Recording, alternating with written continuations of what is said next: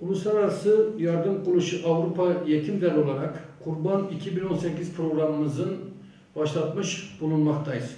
Avrupa Yetim Derneği olarak daha önceki senelerde yaptığımız kurban projeler dahilinde dünyanın çeşitli coğrafyalarında yüz binlerce aileye kurban eti ulaştırmanın mutluluğunu ve sevincini hep beraber yaşamış bulunmaktaydık.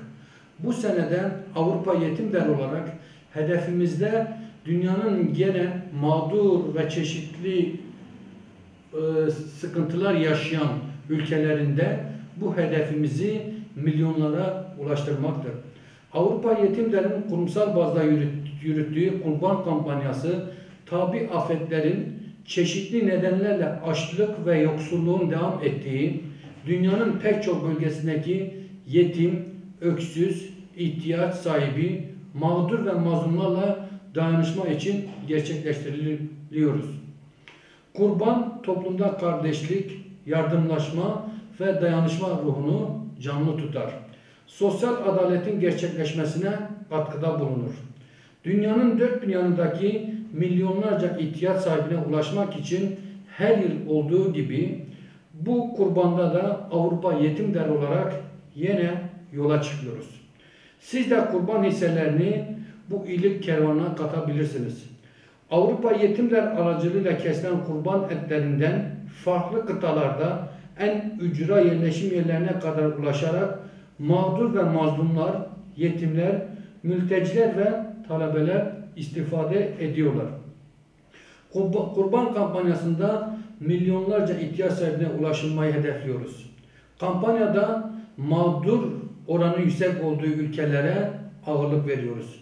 Kıtlık, açlık ve savaş mağduriyetini yaşayan kimselerin olduğu ülke ve bölgelere öncelik tanıyoruz.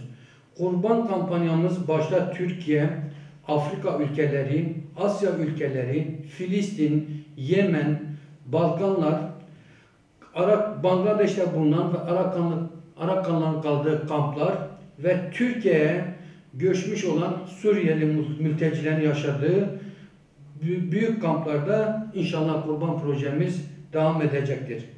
Her kurban kampanyasında bazı ülke ve bölgelere durumlarına göre kurban miktarını tayin edilirken tabi afetler ve mağduriyeti acil düzeyde olan bölgelere öncelik vereceğiz inşallah.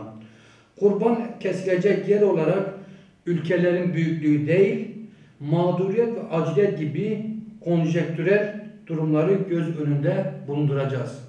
Avrupa Yetim Derneği olarak Kurban 2018 programı dahilinde Afrika'ya ve Bangladeş'te bulunan Arakanlı kamplara inşallah Avrupa Yetim Derneği'nin gönüllü temsilcileri bizzat gidip kurban kesimini ve kurban dağıtımını yapıp inşallah geri döneceklerdir.